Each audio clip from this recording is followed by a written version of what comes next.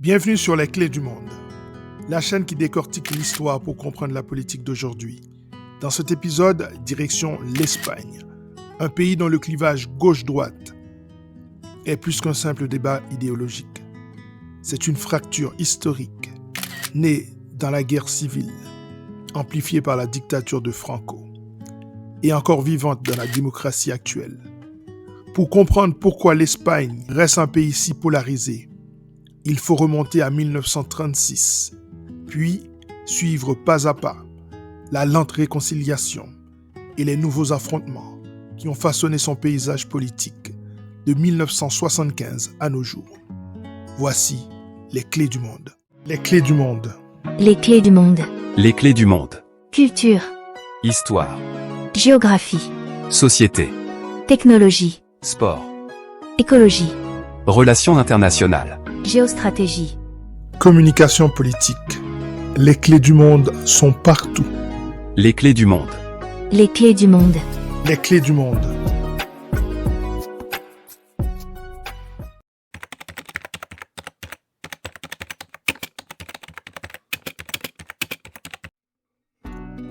Tout commence à la fin de la guerre civile espagnole. En 1939, le général Francisco Franco sort vainqueur après 3 années d'un conflit sanglant entre les républicains de gauche, socialistes communistes anarchistes et les nationalistes de droite, soutenus par l'armée, l'Église et les monarchistes. Sous Franco, plus de 40 ans de dictature s'installent. Pas de parti politique, pas d'élections libres. L'Espagne devient un État autoritaire, catholique et centralisé, où toute opposition est bannie. La gauche survit dans la clandestinité ou l'exil. Le PSOE, Parti socialiste ouvrier espagnol, fondé le 2 mai 1879 par Pablo Iglesias Posse, tente de s'organiser depuis la France. Le PCE, Parti communiste espagnol, fondé en 1921 et regorgeant de beaucoup d'intellectuels antifascistes, devient le symbole de la résistance intérieure. Pendant ce temps, la droite franquiste fusionne en une seule structure politique, la Falange Española Tradicionalista, le pilier du régime. Commence alors une chasse à l'homme anti-gauche et anti-syndicaliste dans tout le pays. Quand Franco meurt en 1975, l'Espagne est économiquement modernisée, mais politiquement figée. Tout reste à reconstruire. Le grand défi sera de bien négocier la transition démocratique. Et la particratie espagnole sera le premier siège de combat politique.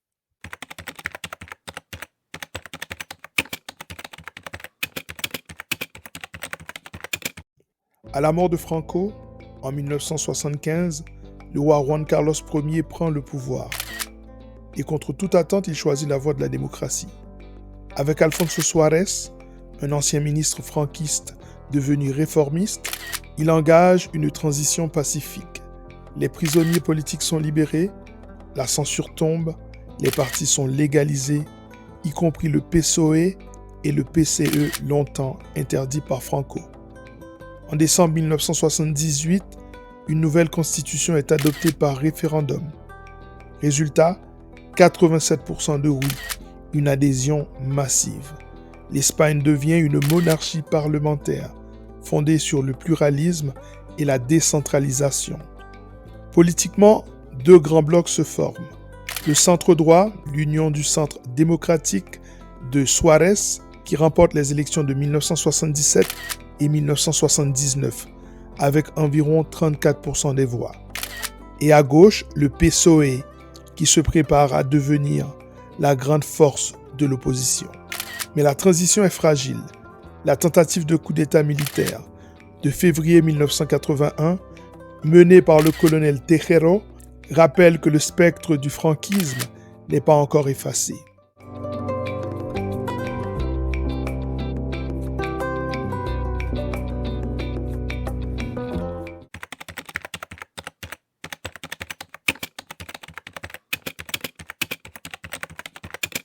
1982 marque un tournant historique dans l'histoire politique de l'Espagne. À la suite de la démission surprise en février 1981 de son chef, le Premier ministre Adolfo Suárez, l'Union de centre démocratique UCD poursuit sa chute dans les sondages d'opinion. Lors du scrutin anticipé du 28 octobre 1982, le PSOE de Felipe González obtient une victoire écrasante, avec 48,1% des voix. Il obtient ainsi 202 sièges sur 350 au Congrès, une majorité absolue. Le parti forme alors un gouvernement majoritaire. C'est le début de 14 ans de pouvoir socialiste ininterrompu. De son côté, l'UCD traverse une crise identitaire majeure. En effet, après avoir été Premier ministre d'Espagne depuis 1976, Adolfo Suárez démissionne de son poste en février 1981 à cause de dissensions au sein même de son parti. Des voix internes au parti se lèvent pour critiquer son manque de leadership et son incapacité à consulter les différentes ailes idéologiques de la droite espagnole, dont les franquistes du parti Alliance Populaire. Il est remplacé par Leopoldo Calvo Sotelo, qui doit répondre à plusieurs défis. 1. Une réforme du parti en lambeaux. 2. La réconciliation au sein des courants idéologiques du parti. 3. Le rôle de contestation au sein de l'opposition. 4. La préparation de l'UCD aux prochaines échéances électorales. Sous Sotelo, le parti est plus divisé que jamais. L'intégration des franquistes déçoit les progressistes et même certains conservateurs. Pendant ce temps, l'Espagne de González se modernise. Le pays entre dans la communauté européenne en 1986. Il réforme son système d'éducation, du travail et des autorités régionales. On assiste au développement de l'État-providence. Mais la fin des années 80 voit aussi les premiers scandales. Corruption, détournement de fonds et surtout les GAL, les escadrons antiterroristes clandestins utilisés contre le TA.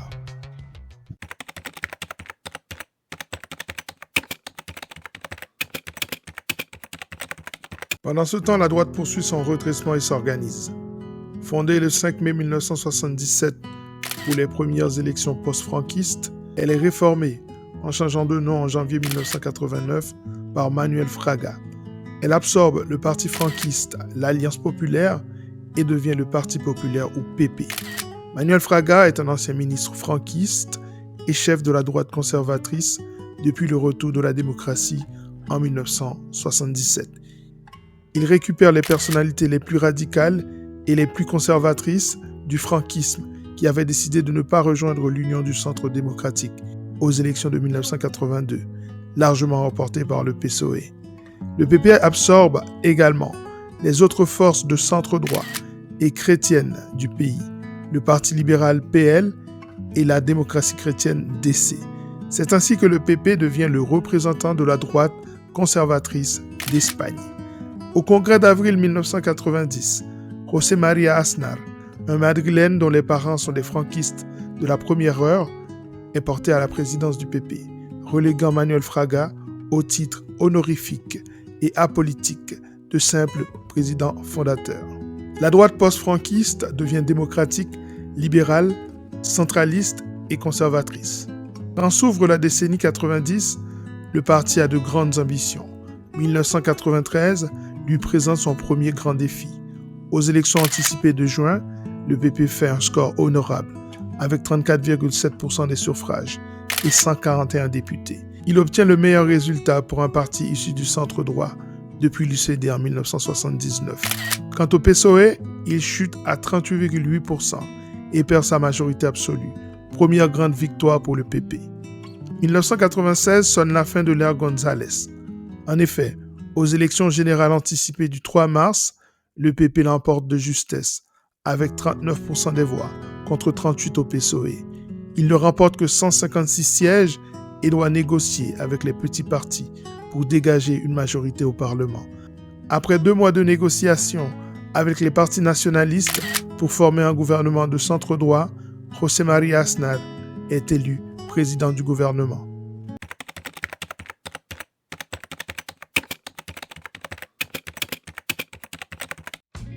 Le gouvernement Aznar marque une nouvelle étape. L'économie est libéralisée. Le chômage baisse. L'Espagne adopte l'euro et devient un modèle de réussite économique européenne. Mais la politique extérieure divise. En 2003, Aznar soutient la guerre en Irak, aux côtés de George W. Bush et de Tony Blair. contre la majorité de l'opinion espagnole. Puis surviennent les attentats du 11 mars 2004 à Madrid, qui fait 191 morts. Le gouvernement tente d'imputer les attaques à l'ETA, alors qu'elles sont revendiquées par Al-Qaïda. Erreur politique majeure. Résultat, un retournement électoral brutal. 3 jours plus tard, soit le 14 mars 2004, le PSOE de José Luis Rodríguez Zapatero gagne les élections, avec 42,59% des voix, contre 37,71% au PP du candidat Mariano Rajoy. C'est le retour de la gauche au pouvoir.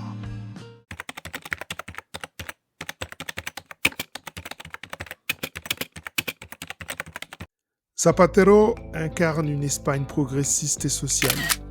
En témoignent ses politiques progressistes.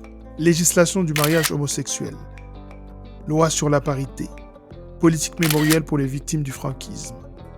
Mais à partir de 2008, la crise financière mondiale frappe durement l'Espagne. Explosion du chômage, faillite bancaire, colère populaire. En 2011, les socialistes s'effondrent, seulement 28,7% des voix, leur pire score depuis 1977. Le PP de Mariano Rajoy triomphe avec 44,6% et une majorité absolue. La droite reprend la main dans un yo-yo électoral qui ne fait que commencer.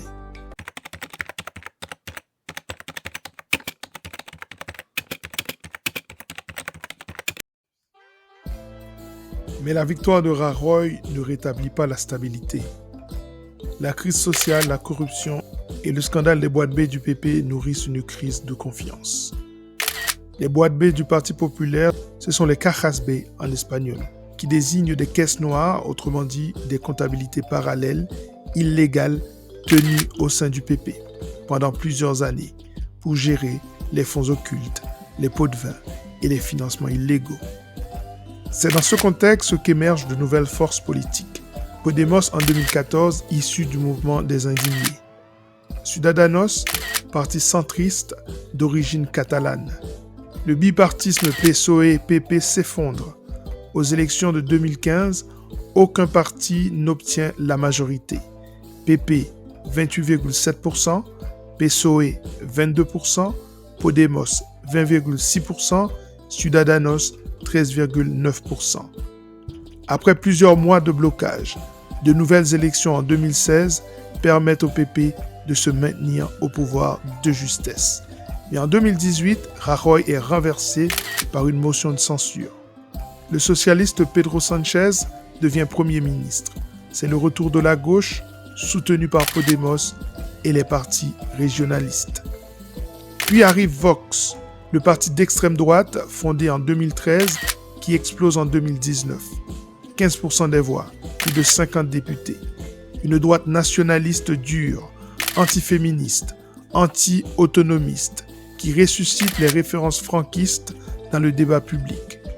Depuis, le paysage espagnol a 5 forces politiques. Le PSOE et Sumar à gauche, Podemos, radical de gauche, PP, la droite dite modérée, et Vox, l'extrême droite. Aux élections de 2023, le PSOE et le PP sont presque à égalité. Le Parti populaire arrive en tête avec 33,06% des voix et 137 députés. Le PSOE obtient 31,68% des voix avec 121 députés. Aucune majorité claire. L'Espagne reste polarisée, fragmentée et suspendue aux alliances régionales. Après plusieurs semaines d'incertitude, Pedro Sánchez obtient l'investiture le 16 novembre 2023 grâce à des accords avec la coalition Sumar et des partis régionalistes basques, galiciens et catalans. Vox et PP crient au coup d'État électoral et réclament de nouvelles élections. Pedro Sánchez refuse catégoriquement et demeure Premier ministre. L'opinion publique est divisée, la fracture gauche-droite est plus importante que jamais.